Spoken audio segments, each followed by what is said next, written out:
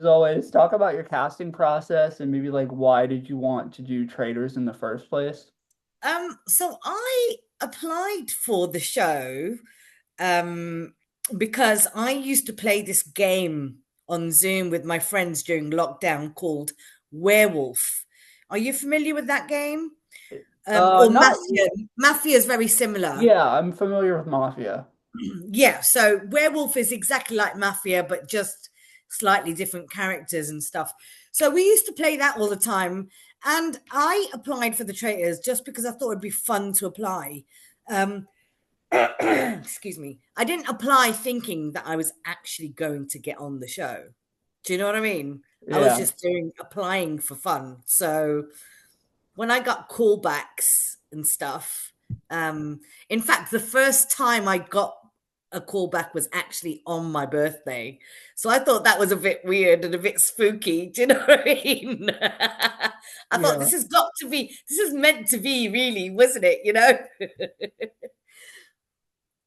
So then going into it, what's that feeling like? I think you said that you wanted to be a traitor when Claudia actually taps your shoulder and you're like, I need to get in this role and I'm actually a traitor. Yeah, I mean, I wanted to be a traitor theoretically, but when you're around that round table and she comes and taps you on the shoulder, uh, yeah, I was just kind of just panicking and just thinking, oh, what have I done? Do I really want this? Yeah, if they tapped me on the shoulder, I'd be afraid that I would like jump and then people would notice me because whenever Well, it's like yes, quiet, it's that's the other thing. You know, I'm just thinking to myself, oh my God, did I flinch? Did I move? Am I breathing too loud? Am I making any noises? You know, you're just, all this stuff is going through your mind at the time, you know? yeah. So then you obviously had to recruit a trader with you, Harry and Paul. So what was the rationale with recruiting Miles? Do you think if you could have actually recruited like Sonia and Diane, maybe to even out the genders, that could have helped you You or know what? That would have helped me. And you know, at the time, we went through the list of absolutely everybody and the pros and cons of recruiting them. But I think looking back, you know, hindsight is a wonderful thing, isn't it? Obviously, the boys were kind of driving who we were going to recruit. Like I thought Miles was a weird choice. I thought Miles is a strong player, um, and I didn't really, like, you could already tell that people really liked him. Do you know what I mean? So, but you know, I just kind of went along with it, really, to be honest. I wasn't thinking too, I should have gotten straight into traitor mode. I hadn't quite gotten into traitor mode at that point, you know? yeah, so why did you actually like murder Aubrey? Because that was kind of like a weird choice. Like they kept saying he was observant, but like he never actually said like what he was observant about. So he could have just been Oh, completely yeah, wrong. like he was throwing out names left, right, and center, and we just wanted the first. So again, when you're in the turret, you know, we actually go through the pros and cons of murdering every single person. So we mentioned every single person's name, and we just thought we wanted to kind of make it a bizarre choice, and we wanted to leave people thinking, why did they murder Aubrey? What's going on? And because Aubrey had also said a few names, so we kind of wanted to throw people off that way. So then everyone started discussing, well, what names was Aubrey saying, you know? So, yeah. So then what's that so going into episode two, how much fun was the bird calling mission? Because that actually just like looked really fun and it looked like kind of like campy, like summer camp You know vibes, what? and it That was wasn't stressful. hilarious. That was hilarious. And those are the kind of missions that I liked. I didn't want to do any of the physical, strenuous ones, they were too much. But the second mission, that bird mission, was hilarious. So, what's that feeling going into breakfast when Sonia's like, "Are you a traitor?" And then when you realize in the turret that Harry is like, "Your name is coming up." Like, what's that feeling? Did that just like hinder your game and did get completely Well, nervous like after well, that? I think, like, so in the morning, and you know, me and Sonia had discussed this after the fact, and you know, we even went on. morning television, and we talked about it. For Sonia, she was doing that with everybody. She just wanted to see how people reacted. And literally she had said to herself she was going to go for the fruit, and whoever sat in front of the fruit is the person that she's going to say that to. And that just happened to be me, you know. That's smart though. And like she completely caught me off guard. And at the beginning, I did not hear her because like there's 20 other people in that room and everyone's talking and it's loud. And I was like, pardon? What did you say? Why did you murder Kyra? Because like I feel like the loud and aggressive people, like if you murder a quiet person, they would be more like, why would you murder them compared to like a loud person who's always wrong? You might want to Well, kill them. the thing with Kyra was she was super smart. And when she was around that round table, she really commandeered everybody. And she was able to have people listen to her. And, you know, she's a really, really observant person. And quite frankly, she was a massive threat to us, and that's pure and simple. That is the only reason. She proved herself around that round table a couple of times that she was a massive threat to us, and we just didn't have a choice. We just thought this is way too early for someone like this to be and to be coming after us, and we knew that she was going to pick up on one of us. We just knew it. And she was that kind of person, as if she mentioned you, others were going to listen to her. So, you know, we didn't have much of a choice. Like that was what we had to do. That makes sense. So going into episode 3, how awful was that running challenge with the scarecrows? Because I do not run, I aggressively speed walk, so I would just be like, I'm done. And then you had to wear those horrible plaid outfits on top of it. So how bad was that? You know Because I what? They were remember quite that. fun. They were quite fun. And, you know, like, so those grounds, we're up in the Scottish Highlands. It's absolutely gorgeous. And at first, I wasn't too bad. But then I was like, oh, you know, I'm with all the young people and they're really going for it. I'm like, guys, I can't keep up. Like, what is going on here? And then I hurt my ankle. That's not good. You know, and I had to have, who was it? I think it was Johnny and Ross who kind of like helped me like stumble back to where the actual scarecrows were. So take me through in episode 3 being accused at the round table because obviously you do, I assume you do confessionals before and after like certain events. So you were like, I have no people have no suspicion on me. That And was then all maybe of a day sudden for before, like wasn't you're it? a traitor, I think you're a traitor, you get a ton of votes against you. So what's that feeling like?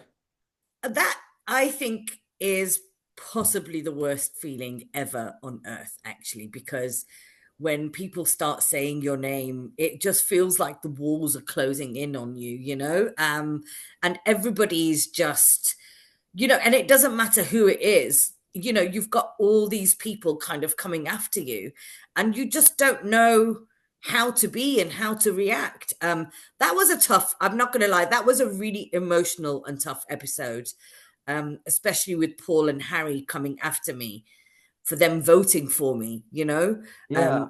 I didn't know that that's what they were going to do. So then, you know, I was kind of under a double jeopardy that way, wasn't I? You know, because I not only had the faithfuls coming after me, I now had my traitors coming after me. So take me through that feeling when you get all those votes. You literally barely survive by the skin of your teeth by one vote. And I, then yeah, two traitors who want you gone. You have to realize, oh crap, I have to go back in the turn or the conclave or whatever version they call it. And I have to face these people. What's that like? And how did you feel like in the turn afterwards? Obviously, you were very emotional. yeah. I mean, that was like there were so many things going through my mind at that point because, um, you know, I was thinking, because at the same time, I was thinking to myself, like, I'm listening to people coming after me. And then I'm thinking to myself, well, when have they been conspiring to do this? Like, because I thought to myself, they've definitely been conspiring. They had to have been, because how else? could they just know that they're going to vote for me? And so I was actually quite upset by that, but I was also quite angry. um and I just didn't know. I mean, I was lucky kind of that Brian had his episode then, didn't I? But I just didn't know how to react, really. So, can you take me through your decision of going in the dungeon and how you felt like when you weren't allowed to murder people? Because what I was thinking was, okay, you have five people clearly against you. I would do whatever it takes to stay out of it because you need to convince those people you're not a traitor. And obviously, like everything happens in a day, so you need that time to kind of regroup. So, Yeah. you Oh. kind of explain that decision because Oh. hindsight's 2020, but I kind of didn't get it because if you were that close to being calm, I would have taken as much time as possible to Yeah, scram. you know what? For me personally, um, when I got into the turret, and after obviously I'd been thinking about this, we come off the round table, we go and have a drink, and then we're all leaving before we go to the turret. And I was thinking in my mind, that Paul is the one that is behind this, right? Because Paul was the one who was voted for as the most popular, that everybody loved and everybody listened to him. So when we were in the turret, when Claudia came in to tell us that this is what was happening, I didn't have any time to process this or even think about it. And Paul immediately volunteered himself. And in my mind, I was thinking, wherever he is, I need to be. Because I was thinking, he's the brains behind this. He's puppeteering this, and I cannot allow him to be down there with three other faithfuls, and I don't know what he's going to be saying to them. Do you know what I mean? Yeah, So, but in hindsight, honestly, when he volunteered himself, I should have just let him. I should have just let him go, and I should have stayed out. And if I had stayed out, to be quite honest, there could have been a possibility that I would have stayed a little bit longer. Who knows? Who knows though? yeah. So how why did you put Meg in there? Because this poor woman barely even spoke. Like Well, because you what know did what? you do I that was was so quite bad? close to Meg. I was quite close to Meg. And Meg is just this really lovely, sweet, sweet person.